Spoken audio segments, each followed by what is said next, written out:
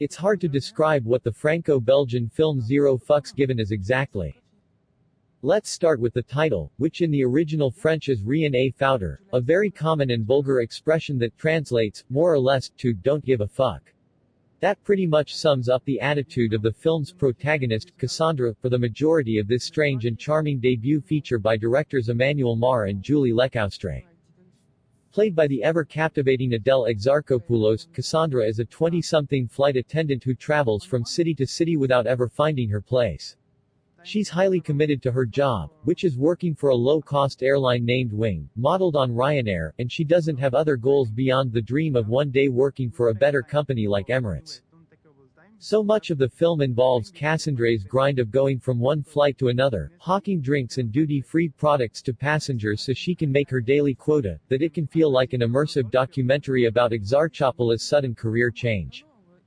Mar and Lecaustre play off the cinema verite aspects of the story for a good portion of the running time. Other cast members are real airline workers, to the point that you start wondering where it's all going, unless it's just meant to be a long flight to nowhere. But then things take a sharp turn in the last act when Cassandra returns home to Brussels, and what we thought was a portrait of a careless and carefree existence takes on much more meaning. The filmmakers did something similar in their excellent medium-length movie Castle to Castle, which was set during Emmanuel Macron's 2017 run for the presidency, inserting a fictional story into a non-fictional event.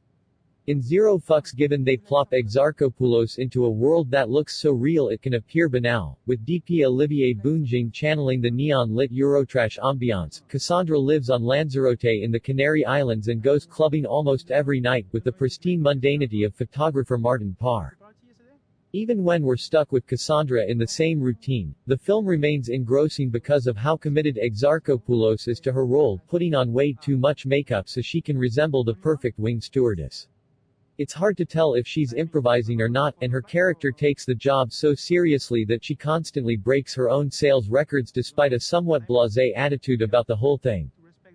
The rest of Cassandra's life doesn't have much going for it between hanging out with her flight crew in Lanzarote, sleeping by the pool at the condo she rents and looking for guys on Tinder. She seems to exist in an endless feedback loop of bad techno and even worse dates. At the very start of Zero Fucks Given, Cassandra drunkenly explains to a fellow employee how her mother died in a car accident a few years earlier. The way she says it, you'd think she didn't give a fuck about that either. But then, after a mix-up at work forces her to return home to Brussels to live with her dad, Alexander Perrier, and spend time with her sister, Mara Tarquin, you begin to realize how much the death has been weighing on her, how flying around to cheap destinations was a way for her to escape the family tragedy. The French have a great term for this, une fuite en avant, to run ahead of your problems. The personal storyline gives the film the emotional depth it needs.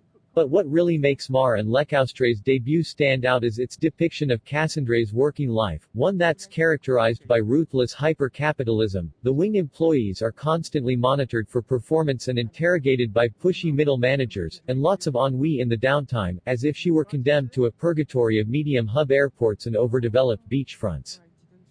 It's not something we've seen in many movies, and Zero Fucks Given often feels closer to a work of contemporary photography or video art, capturing the haunting, prosaic beauty of globalized commerce and the 24-hour service industry. Despite its title and wayward protagonist, the film actually cares quite a lot about portraying the world that Cassandra, and most of the rest of us, now live in, but rarely look at so carefully.